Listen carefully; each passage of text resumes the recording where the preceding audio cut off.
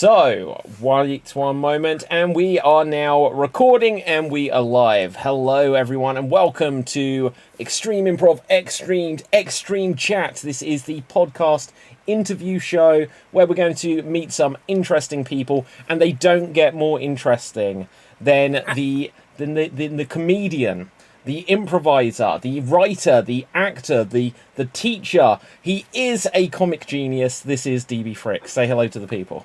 Hey everybody, you forgot humble. Oh, sorry, my bad. Let's start that again. Right. Incredibly humble. No, absolutely. It's always good to chat with you, and good to see you across the pond, as always. Yeah, no, and I'm very excited, DB. When I, for context for anyone watching or listening, I put a post on Facebook saying that I was thinking of like reviving, because I used to do like chats, like a chat version of the show where I would like have a podcast and talk to people and have some fun all times like that. And as soon as I put it, like instantly you shot me a message. And not only did you shoot me a message first of all, but you were like, I can do it like tomorrow or something. And like I'm very happy to have you here, punctual.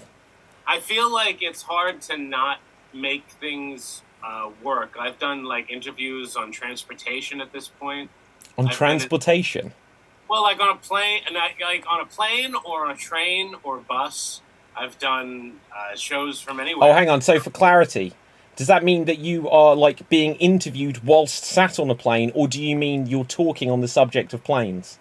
That's true. I have to create No, I know nothing about planes or flight. I don't really know much about anything. I know like surface stuff about everything. Yeah. But I can't get too deep. Like, we can talk about quantum physics. Let's definitely do that. Like, we might even start there. But I was going to say, I'm a similar. They'll say like a jack of all trades, master of none.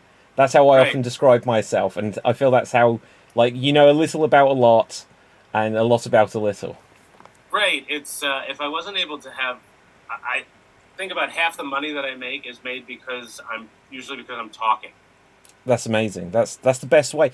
That is the best way to make money. It's like you don't need any tools or skills or, well, not saying it's not a skill, but it's inbuilt, the ability to talk. Yeah, I think it stems. Actually, I'm seeing someone now who says I talk too much. Really?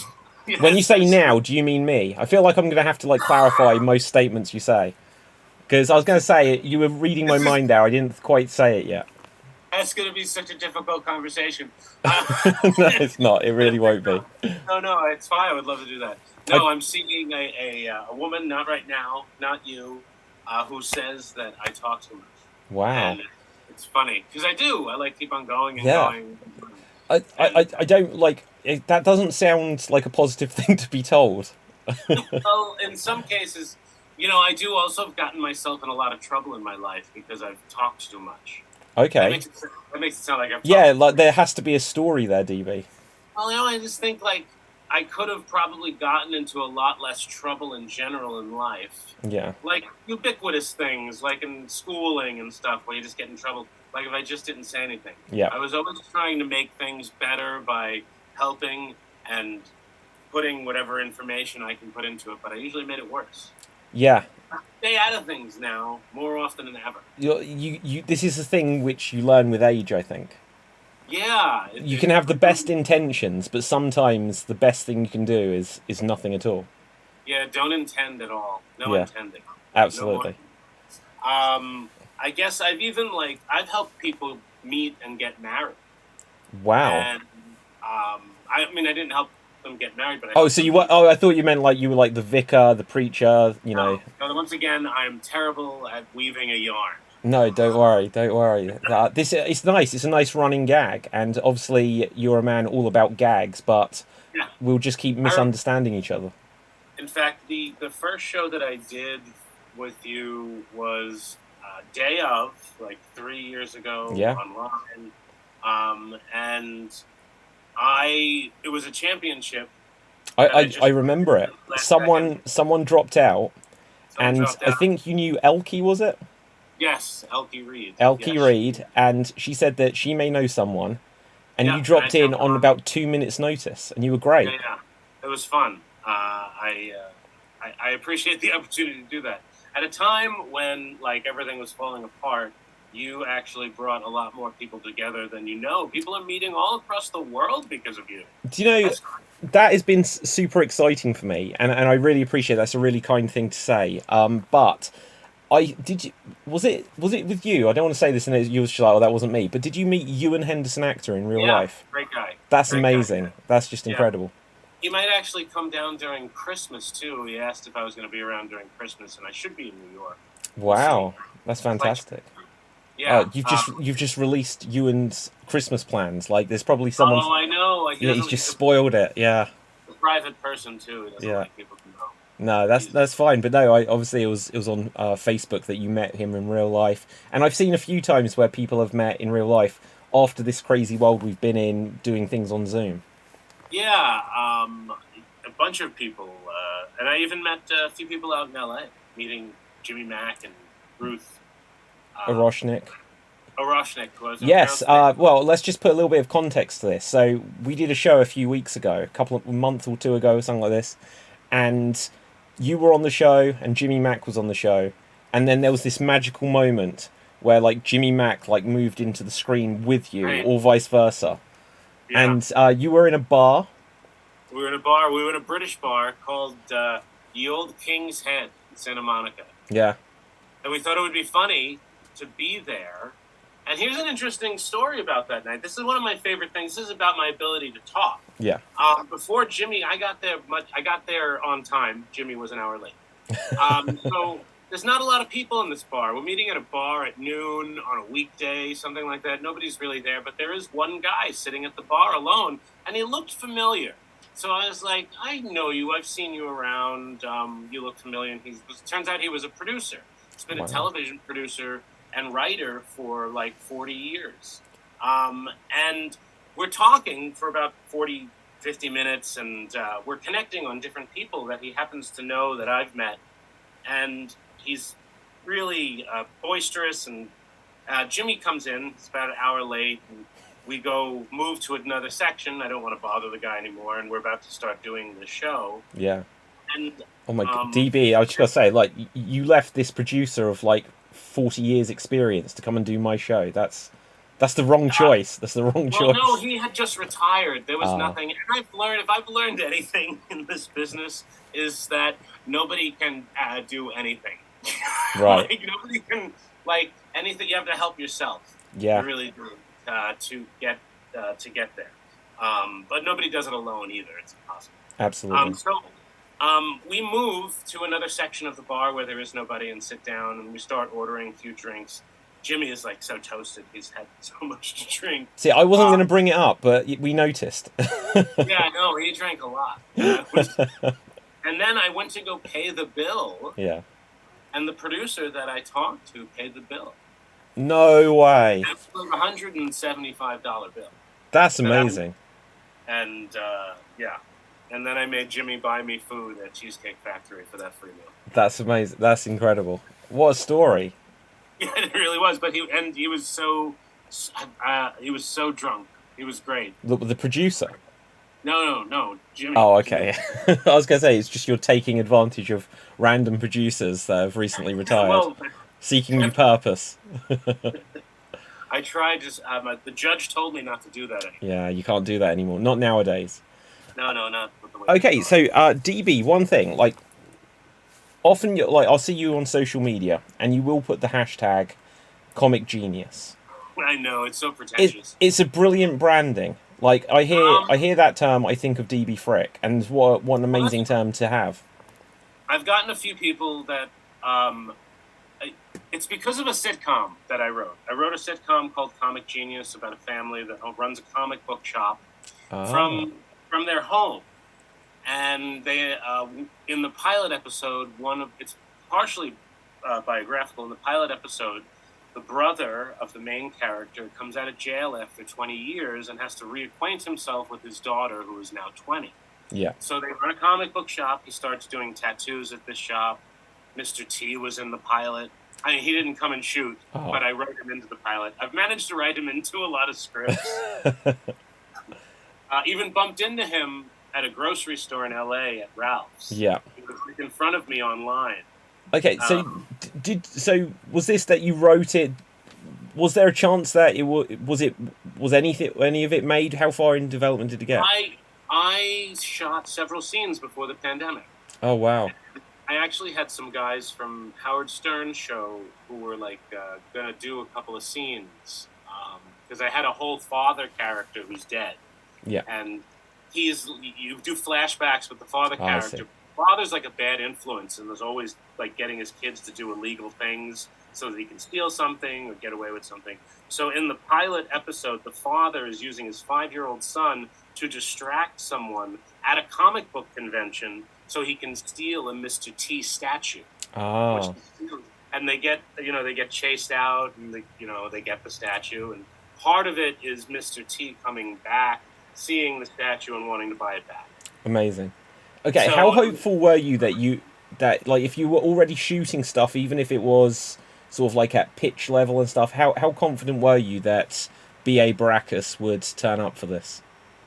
Every time I gave the script to people to read, they said it was like funny, but you like I'd have to change that character because it's so specific. Yes. But I wanted Mr. T to be the neighbor. Yeah, the neighbor. Oh wow. Yeah, I wanted him to be the neighbor that comes by, and like even there would be a scene where he's like coming by trying to borrow sugar or something. I love that idea. Like, what was that show? There was like, occasionally you get it, like in the Big Bang Theory they have Will Wheaton, but there was one where there was like a neighbor or something, and it was Lou Ferrigno. Oh, what was that show? Wait, was it Three's Company? I don't think so. I don't think I ever really watched that. It got it was the guy that played like the mall cop. What was his name? Like Paul. Kevin James. Yeah. What was the show? He was King of Queens. Queens. Yeah, I think it was King of Queens. I love the idea of like inserting a celebrity into the make believe world of a TV show. He was one of the UPS workers.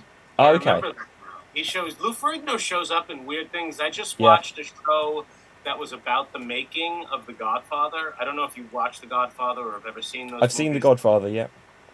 Those are my favorite movies. They just did a dramatic series called The Offer. Okay. Which is about the making of The Godfather, which is more interesting than The Godfather, truly.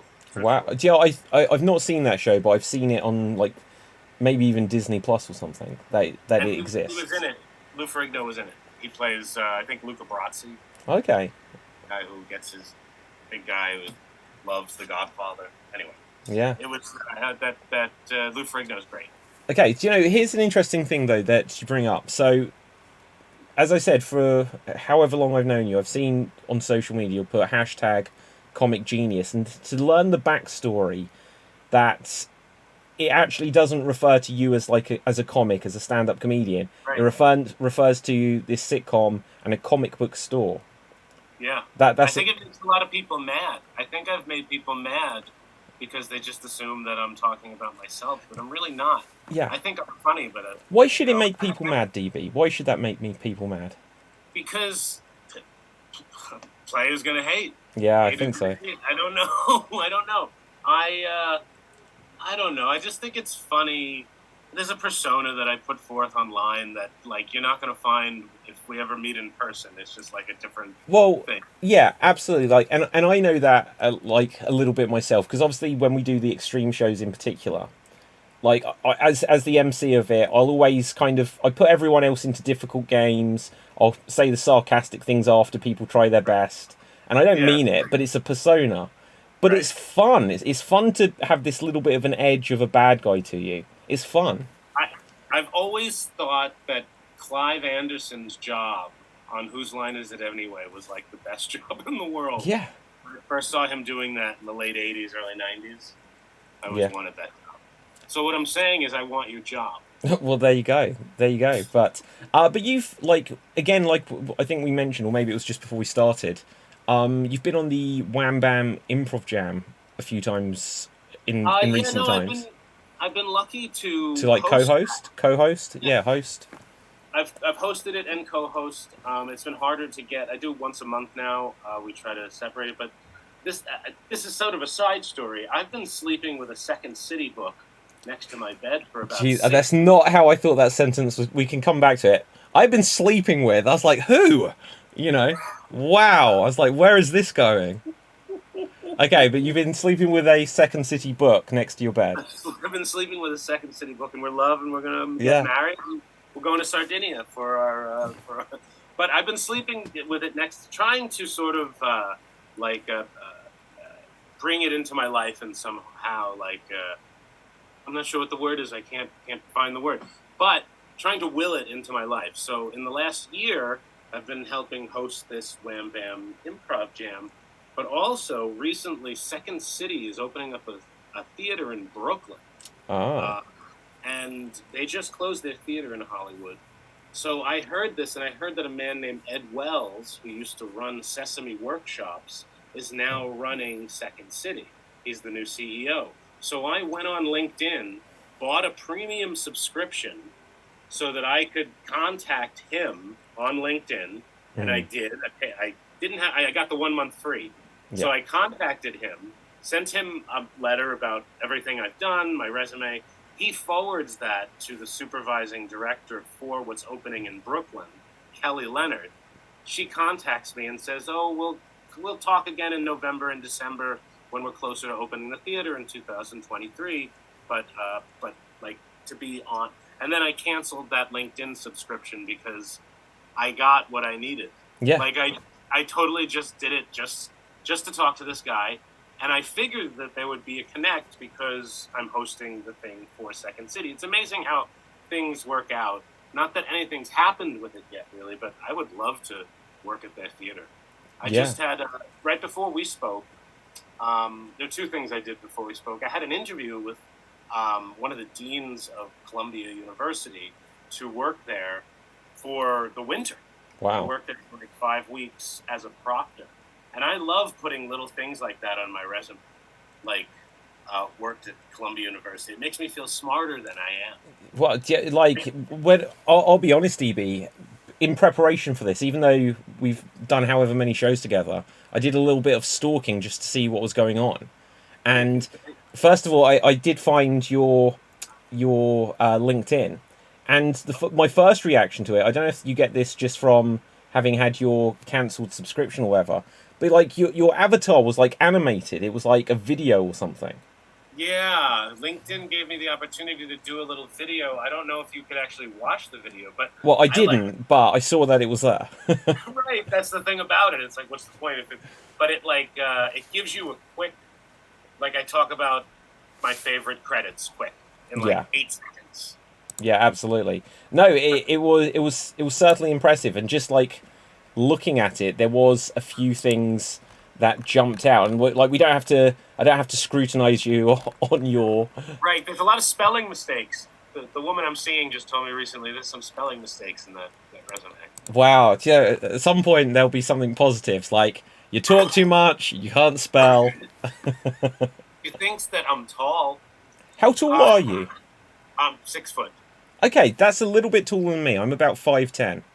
Okay, yeah, I think I'm just under 6 foot, the smidge under 6 foot. I'm just under 5'10". Everyone adds an extra inch. It's what we have to do. We're all lying a little bit about something. Absolutely. Yeah, I say this just because we did a live show in London a week ago, and David Meakin, who I know you do stuff with puppets as well, but he has Blueberry. He's slightly taller than me. He came across from France, and I was kind of horrified by this. So you'll be slightly taller than me when we eventually meet in person. He works at Disney World Paris. Yeah. And I think that's great. I love that. I don't think I wouldn't talk about who he plays because I don't think people are supposed to know.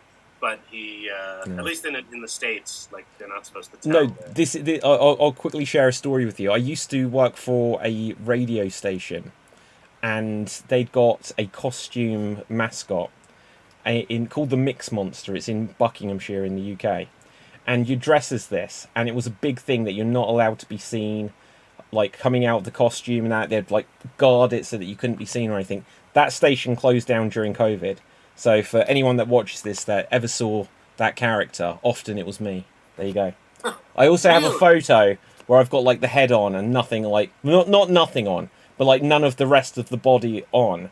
And so I can share that now and just like break the hearts of all the children. Do you have any birthmarks? No, I wasn't naked, DB. That's not quite what I was saying. But do I have any birthmarks? I might have one actually, somewhere, like somewhere on my arm, just here. You wouldn't be able to see it, but there is just like a little mark that it's not a mole.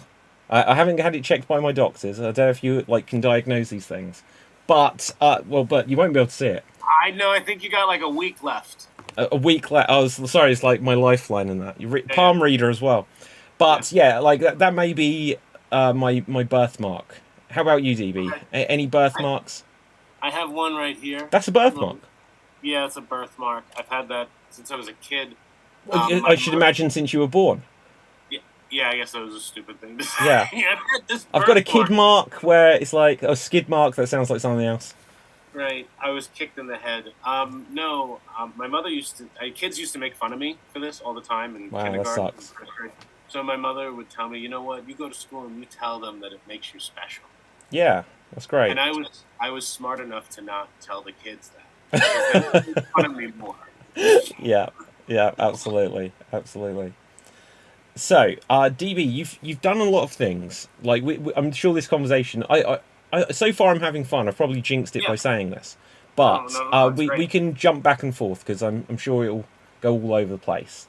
Yeah, that's how I live my life. I always have conversations like that. I'm not very good. I'm dyslexic, so it's hard for me to even stay on subject because I'm thinking about the next thing all the time. Yeah. So I can even be holding something in my hand, and if I'm going to start doing something else, that thing might fall out of my hand. Oh, wow.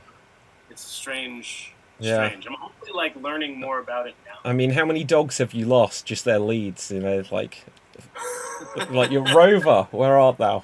You know. I have never had my own dog. You've never had your own dog? No. Have you? Do you have a dog now? Yeah. I've had lots of dogs in my life. At the moment, there is Rocky. He is a working Cocker Spaniel, and there is Buddy, who is a King Charles Cavalier Spaniel. Oh, okay, King Charles. The woman that I'm seeing has the dog is half King Charles. Oh wow, that's amazing. Here's an interesting piece of trivia about King Charles Spaniels. And someone might just say this was a lie or something, but I read this a couple of years ago. During World War II, all but 5 King Charles Spaniels apparently were killed in a bombing, or like there was very few of them left. And all of the King Charles Spaniels that you have in the world now come from 5 dogs. One of them, unfortunately, had got a heart defect, and now it's pretty much every example of the species ends up with like a heart defect. Oh, that's too bad. Yeah, but it's weird. Like they're like the survivors of just like 5, and they had to repopulate their species. We might have to do that with the human species soon enough. Yeah. Let's explore that more. Why'd you say that?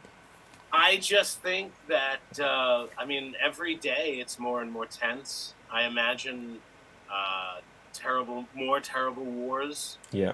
The Ukraine thing is just a sample of what's going to happen more. I think people are.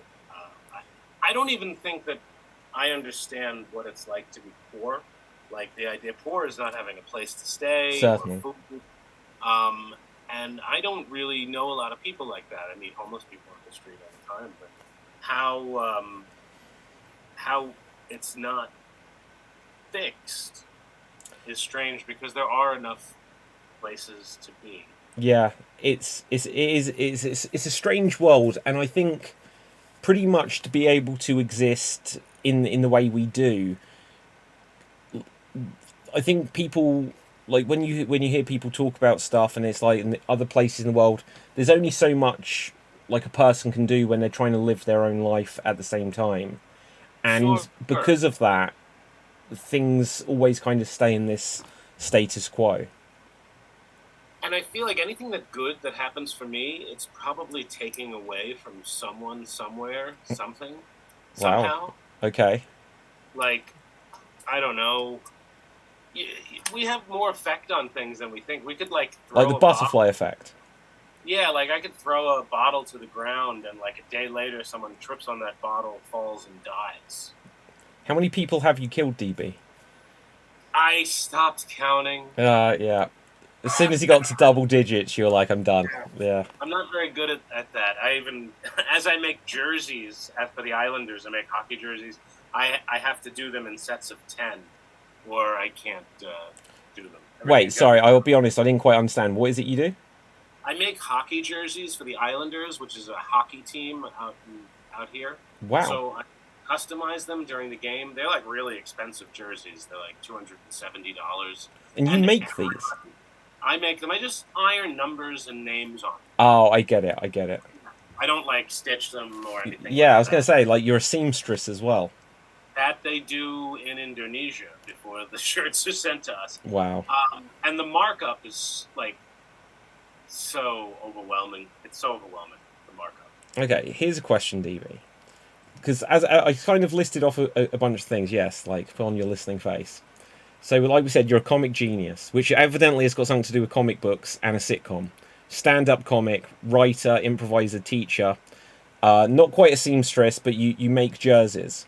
No, you know what? You can't say that. I actually taught a class. I did. I taught a class for an extension school of Juilliard. They had an autodidactic school for 2 to 6 year olds. Yeah. And it was a film school, and they had several other classes, and one of them was a sewing class. No way. I did the sewing class. So I would sew. They would have prefab pants, yeah, and we would sew them. I can't believe that I can actually speak on that. But that's amazing. Well, it plays it exactly. Maybe you've already given me the answer to my question. I was going to say, would you say is the most bizarre or unexpected or surprising thing that you could tell people that you've done? Surprising? Or unexpected. Like that was I didn't expect that it would turn out that you taught a sewing class.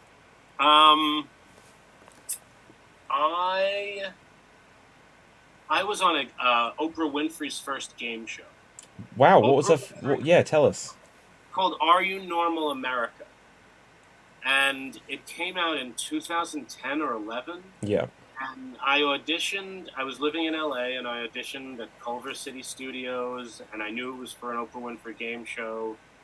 And the concept was weird and awful. I went in with my girlfriend at the time, and we both auditioned, and I got past the first rounds with a story about the loss of my virginity, which I've told on stage a lot and is part of my act. Yeah. And I lost my virginity on the lawn at Teddy Roosevelt's house. Actually? What? Yeah. Yeah. Hang on, the Oprah Winfrey story isn't the strangest thing, DB. This is. Right. No, that story gets even better because then years later I tell another girlfriend about this, and she wants to make that happen again. So we go, and in both instances it was like awful. Like it wasn't like it was awful sex. It was really like we were outside. I got bug bites. It was terrible. Wow.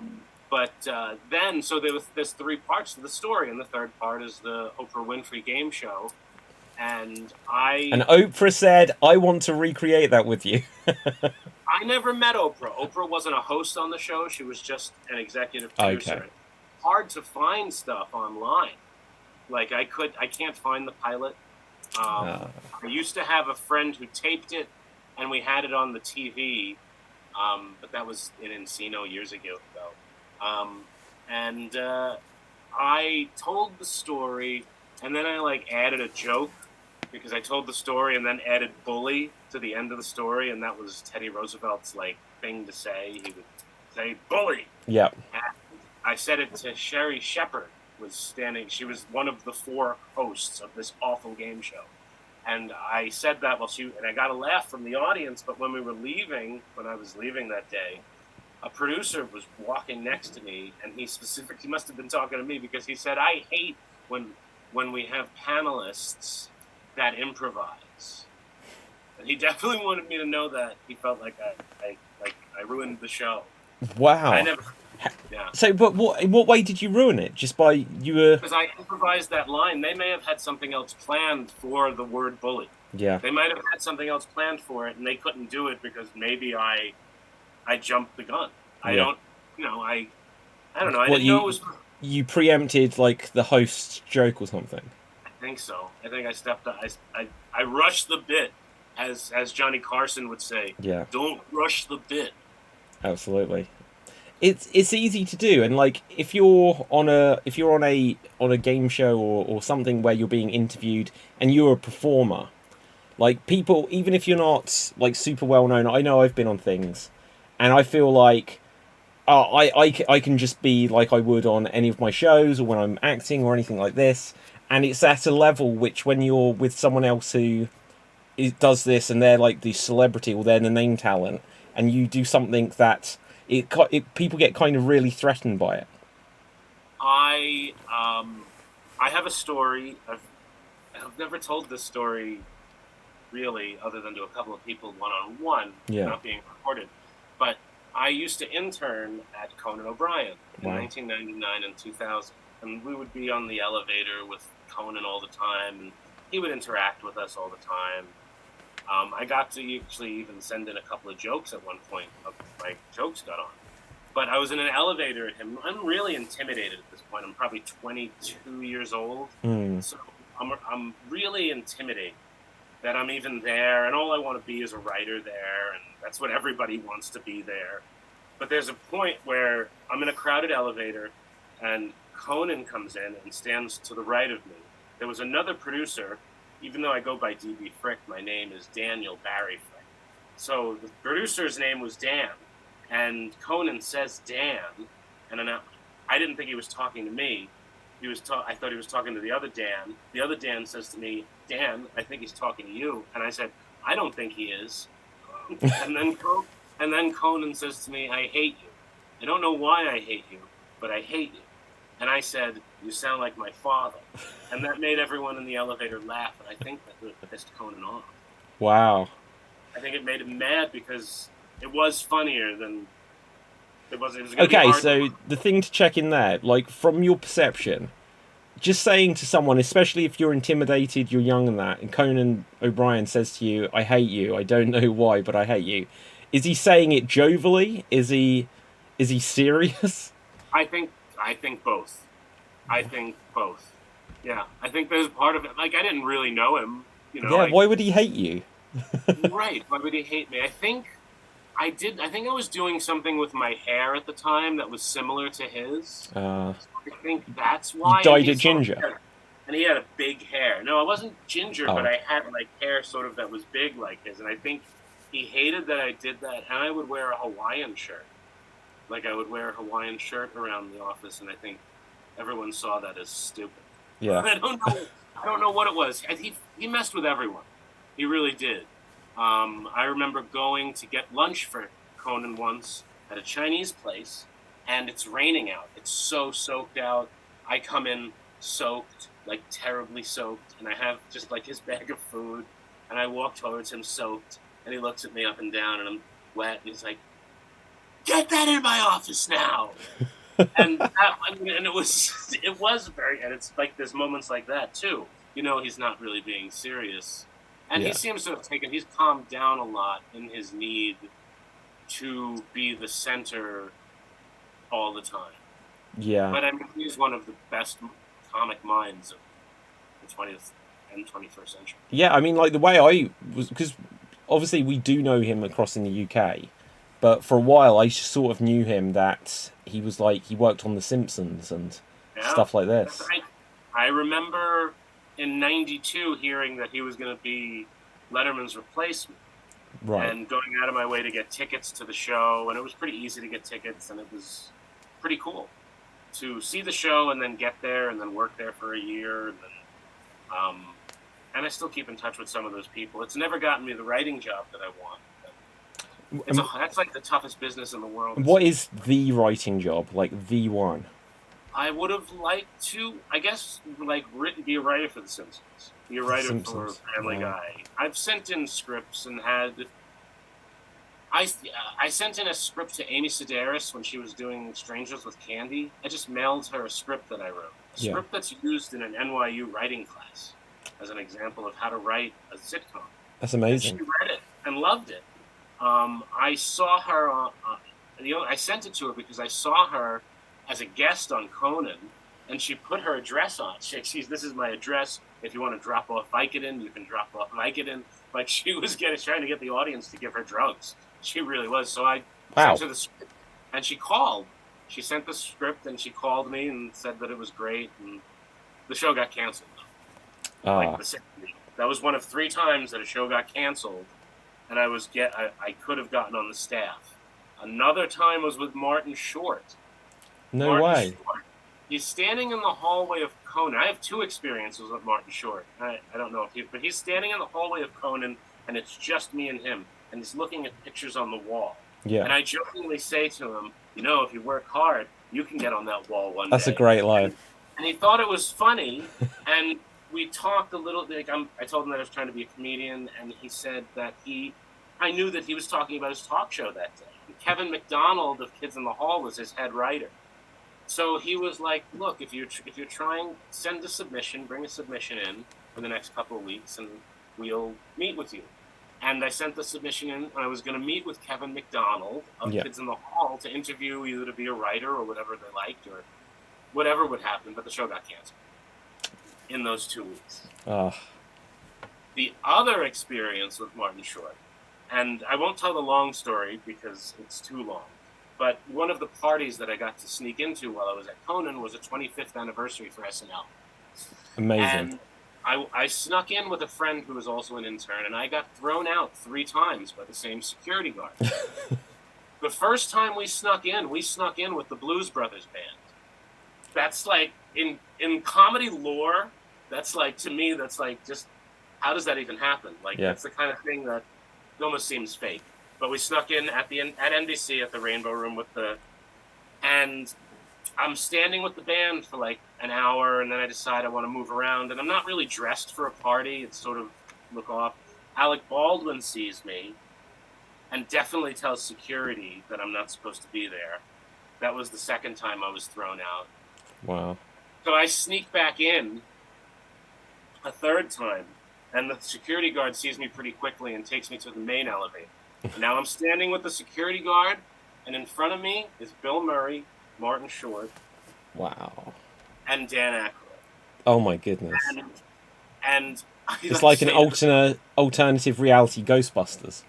It's like I'm obviously being thrown out. The security guard said, "You better not say anything," which of course I did, and I was like, "Hey guys, I'm being thrown out. Is there anything you can do for me?" And Martin Short says, without a beat, "Don't worry, everyone gets thrown out of SNL eventually. You'll be fine." That's great. And then I went down in the next elevator. He wouldn't let me go down in that elevator with them. So I got my own private elevator out of there. That's also DB. I'm not going to lie. You've kind of almost the things you've described, these stories from your life. It almost sounds like the pitch for a sitcom or like a movie at some point. Someone did come to me recently, and we were working on something, but it was too, like, the way he needed to do it was too different from what my actual life is. He wanted me to be like a Better Call Saul type lawyer. Yeah. Use aspects of my life to fill that. And I'm living at his house. He owns like a McMansion on Long Island, and he has a friend who lives with him. So in the story, I would be living with them at their house, and it just wasn't vibing. Yes. Yeah. It was too far away from my idea, which isn't like, I don't own a comic book shop either. Yeah. But I'm a comic book collector. I was for a long time, so I have a lot of knowledge there and of the toys and that world somewhat. And I know so many people in that world, and especially through Geek, I met so many people. That's one of my favorite things that you've created is Geek Battle is so much fun. And yeah, I love it. Great group of guys. Great, and gals. I don't mean to... I think, like, guys is one of these generic terms. Like, you're like, come on, guys, you know. But I think still in these days and time, I feel like people like their pronouns so much. Obviously, yeah. Maybe guy sounds too male. And we are the enemy, David. We are white males. So, more than... I don't know if you know that in society right now. Well, okay, yeah, I've come across this theme. You know, I try to be good. I try not to ruffle feathers. You know. Oh yeah, right. No, I'm pretty good. The only people that I'm assholes to are other like white people, I guess. Other white guys. Yeah. But I mean, I'm not gonna lie, DB. The first time I saw you, I thought this is the enemy. You know, I was just like. I was like, I hate you. I don't know why, but I hate you. That's just like Conan, yeah. Yeah, exactly. I remember meeting Assad Khan. Assad, yes. Assad, and he... the name of my talk show was Welcome Back to America with DB Frick and the Not Quite Ready for Jihad Players. Yeah. So he wasn't offended, but he wasn't sure what I was trying to say. And from my understanding, jihad is like about dying for a cause. So basically, I'm saying we are not yet willing to die for a cause. Ah, okay. And I think if Al Jazeera had a sketch show, it would probably be called the Not Quite Ready for Jihad Players. There you go. There's the backstory on the name of your show as well. How long has Welcome Back to America been a show?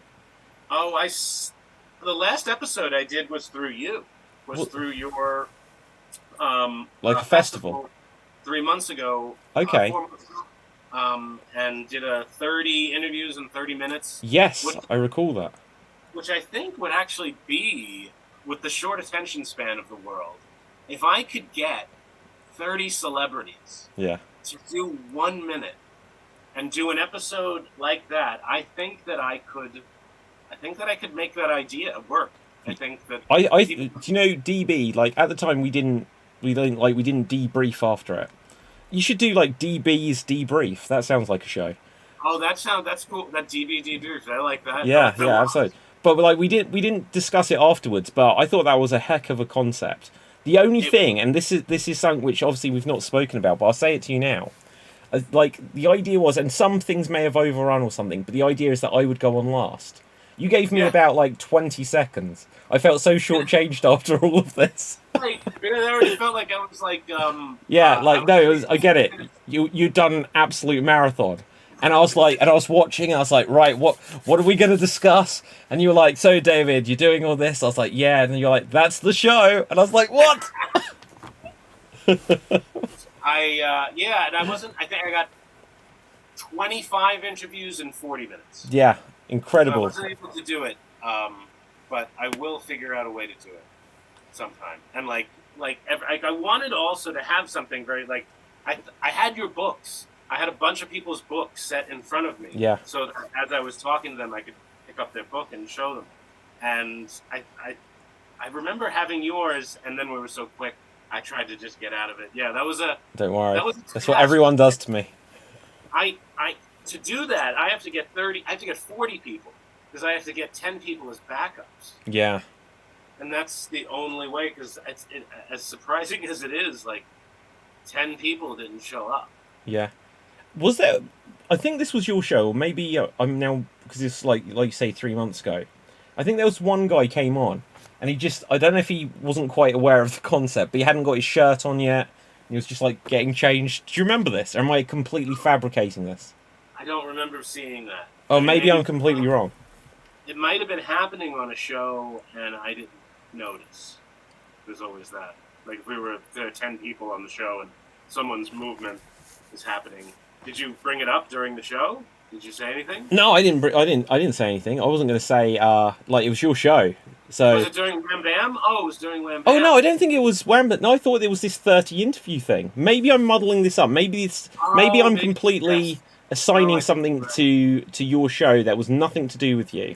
But I remember it was something where people were coming up quite quickly, and there was a guy, and he was just like as if he was like getting ready. He got his shirt on, and then he came and did the interview. Yeah, there was a lot of that. I'm not very good at remembering things after they happen. Yeah, likewise. Even doing an improv show, if we did a live improv show together, and I have a feeling one day we will. Yeah. I don't remember it afterwards. Like, people will come up to me about jokes, and I'll be like, oh, I kind of don't remember. I don't really, like, I'm bad at it. Why do you think that is, DB? I think it stems from the dyslexia. Okay. I was going to say, I don't know, well, it quite possibly is. For me, I would say I have something similar, and what I attribute it to is perhaps you're so trying to be in the moment, you're so focused on listening to everything to respond to everything, that as soon as something's gone, I think there is an element of you kind of throw it away because you have to be ready for whatever's happening next. Yeah, I think I would be really good in like a Goonies situation where we have a treasure map and we need to get out. Yeah. And I'd be really good at helping us get out. Yeah, I love it. Okay, DB, we'll wrap up in a couple of minutes if that's cool. But there's a couple of things which I'll get to just before we do. So like we've learnt the origin of a couple of things. The name of your show. We've learnt the origin of something else. Comic Genius. What is the origin of everything you do, DB? Where does this all stem from in terms of writing, performing? What came first? I think it all stems from trauma and abuse. Wow. I think so. The need to be funny in groups of people, I mean, it goes back to kindergarten and pre-K, and there was just like a serotonin dopamine burst that you get when someone finds you funny. Yeah. And watching things like Johnny Carson and Saturday Night Live and Monty Python and Kids in the Hall and Dudley Moore and Peter Cook and Whose Line Is It Anyway? Just, I'm a comedy history buff. I hope to maybe write a book about the history of comedy in some way in my lifetime. I also would like to run for office. Amazing. See if you can combine both. I'm actually announcing right now that I'll be running for president of the United States in 2024. So you got the announcement here tonight. That is an exclusive. DB, like I don't think we can top that. So at this point, we have the world exclusive there. Everyone out there, DB Frick for president in 2024. You heard it here first. Yeah. DB, look, I'm going to hold you to that. I'm actually not going to let you forget this. I need like $250,000 to start to run. Well, I'm still going to mention it. You don't actually. We don't go that far. But fantastic stuff, DB. There is a ton of more stuff I'm sure that we could talk about. Like I said, this is a brand new era for my doing podcast interview style like this. I would love to have you on again and again and again because I genuinely feel like this been about 45 plus minutes, which is what I said that I'm not going to hold you here for ages and ages. Plus, Oh, I love it. I love chatting. You're a very smart guy, and you run an incredible program. I'm really impressed by what you do with Extreme, and I don't see online anybody else doing that from an individual standpoint. Like, this is your thing, and you own it 100%. That's the impression that I get. Yeah. So, I mean, that's a pretty incredible thing. And if you try to use a GIF on my phone, if you write an Improv, Extreme is the first thing that comes up. Well, there you go. I don't know how you do that. Well, like I can't reveal the magic there, DB. I have my ways. I have like an evil legion of minions that take care of all of these things. Oh, I imagine that you're just trying to siphon bank accounts. I'm trying to do what? Siphon bank accounts. Oh, siphon bank accounts. That's what this is all about. Yeah, it's all just about. It's this Extreme Improv. The whole thing is just like it's a front to like the big, like you mentioned, Better Call Saul. So like you're my Saul Goodman. I'm the Walter White. I have the haircut for it as well nowadays, and so yeah, I do it. I'll be there. Excellent. I look forward. Like I was just talking about coming out to England. I'm always thinking about because I've lived out there twice. Yeah, that's incredible. And it's like a handful of people. There's like 10 people that I would just love to see. And you're having them at your shows often. You have a lot of these people. You bring people together, David. Yeah, awesome, DB. Well, we will be on stage at some point, whether it's you coming across here or me coming across there. Right. New York is here. Yeah. Oh no, I love New York. Right, DB, at that point, where can the people... I thank you so much. My first guest of this new era, and you were brilliant.